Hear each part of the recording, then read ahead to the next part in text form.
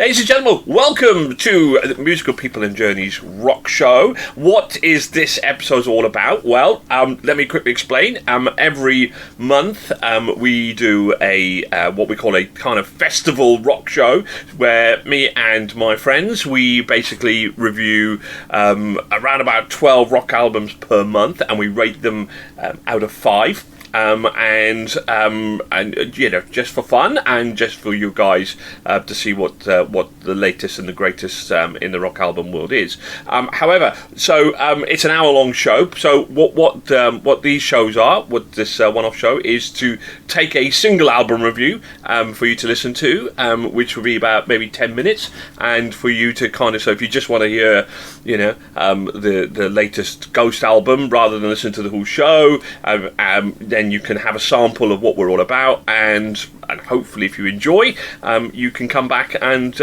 watch the whole show from start to beginning with all the albums kind of reviewed as well. So I hope you enjoy it. Please like and subscribe our show, and to spread the message about what we do. Anyway, I hope you enjoy this single album review and the actual show itself. Thank you very much. So, next on stage, From a New World, everybody, the album, I hope you like the segue, From a New World, Alan Parsons. Now then, I don't know why I'm going to a northern accent, but yeah, I just feel I have to. Who the bloody hell is Alan Parsons? Paul, tell us. Yeah, I'm surprised you haven't heard of him. But anyway, in the music world, Alan Parsons' renown is up there in the lofty heights of musicdom.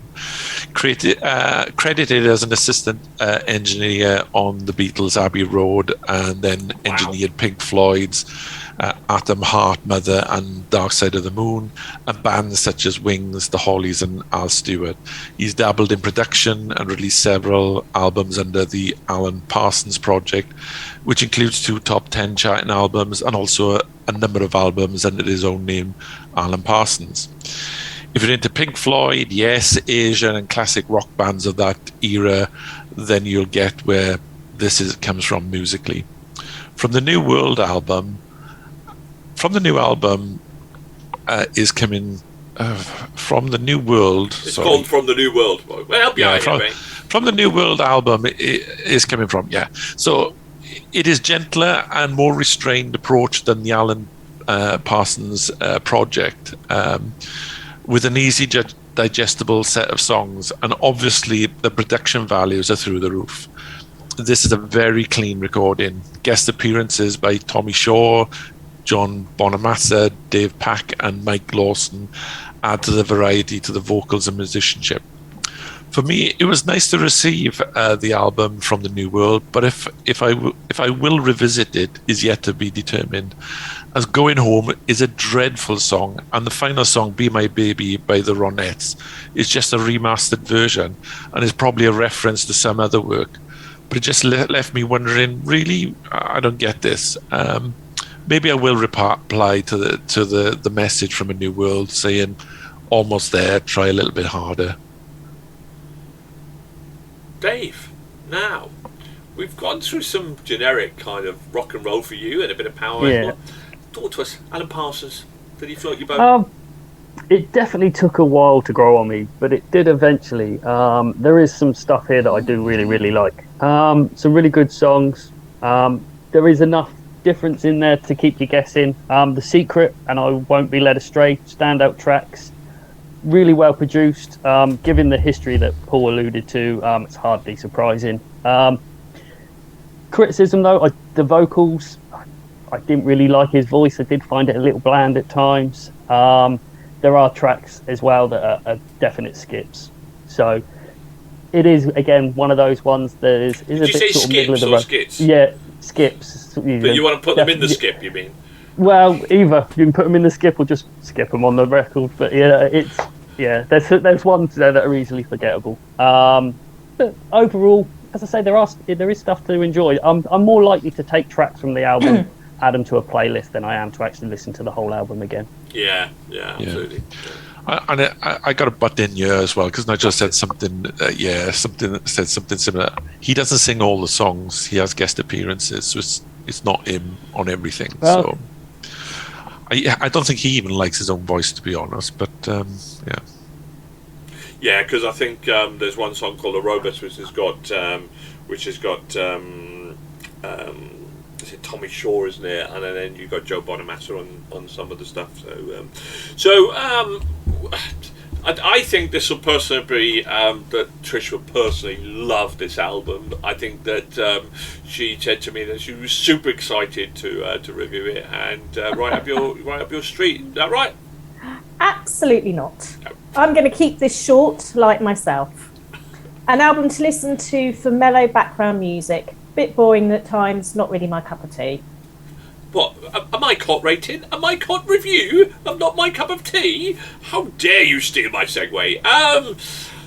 So it was really funny actually because we were in the office and me and Chris have both, Chopper Dunnies have both kind of listened a little bit to this, and he come running over and he goes, "Oh, it's just bugging me, this sounds really kind of like on Pink Floyd," and he went, "Absolutely," and then he went away and then did some research and he goes, "Oh my god, this guy was an engineer on the Pink Floyd albums," and yeah, I mean, you know, no, I've never heard of Alan Parsons because, as I say, this is a journey. I got back into my rock music and we've kind of moved on from there, so don't look back, always look forward.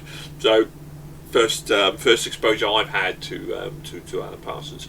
So I'm very kind of Pink Floyd, and for me this album is two sides of a coin. The first half is pretty cool actually, and then it just seems to fade away and you're right, what's the Ronettes? What the hell is that all about? It almost saved it with a bit of Joe Bonamassa, but you could also tell, you know, maybe some of Joe Bonamassa's influences early on in the album.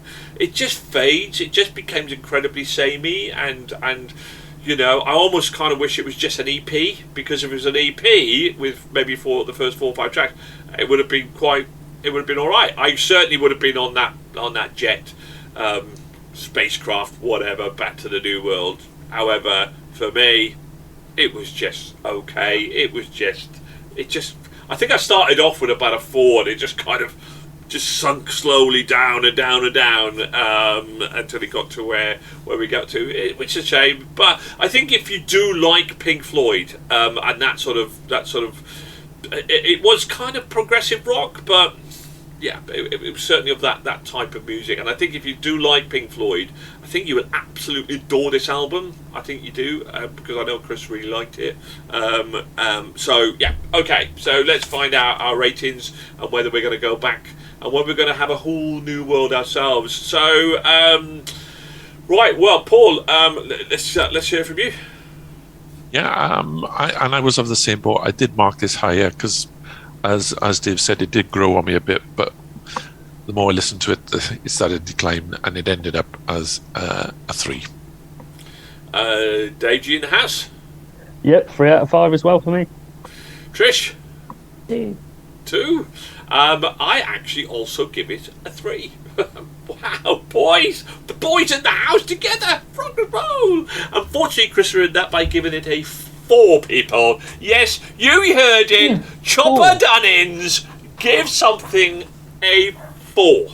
I'm surprised because having spoken to him about this album, I would have thought it would have been even more than that. Well, you know what? This is the thing, isn't it? This is the thing, Dave, right? Okay, we sit here and we listen to people either raging on about an album or how bad it is, right? Okay, and they then give it a decent rating, and you go like. And then you hear people raving about an album, and you think, "Hey, this is going to be a 5," and it doesn't get even close. So I wish I could get into the minds of these people, but there we go. I think part of it is when you're giving votes and you realise what you've given numbers for. Sometimes you think, you know, judging it what you've, you know, other bands on this stage is perhaps it doesn't deserve such a high rating, and it drops a bit. So yeah, I think sometimes we do. You kind of go like, when you hear what other people are saying, you sometimes now and again will jump half a point either way, you know, now and again. We all were hoping that our comments on, you know, Fellowship would double Dave's score, and it didn't. and sometimes we can exert our influences, but anyway, so what's that? That's 12, 16, 18. It's not a bad score though, is it? Really, for what I was quite a bland album, really. But there we go. So, are you sure about that, Nige? 9. No, you're wrong. You're right. My maths is all askew, my friend. And that was my little test there to see whether you were on the ball this morning, and you were, because it's a 15, isn't it? But there we go. Who knows? Bit of a difference. Yeah, that seems a lot more. Yeah, on that's point. better for us, isn't it? That helps. That helps. Okay. Ooh, we are coming to our final 2 acts of the afternoon. So, who is up next?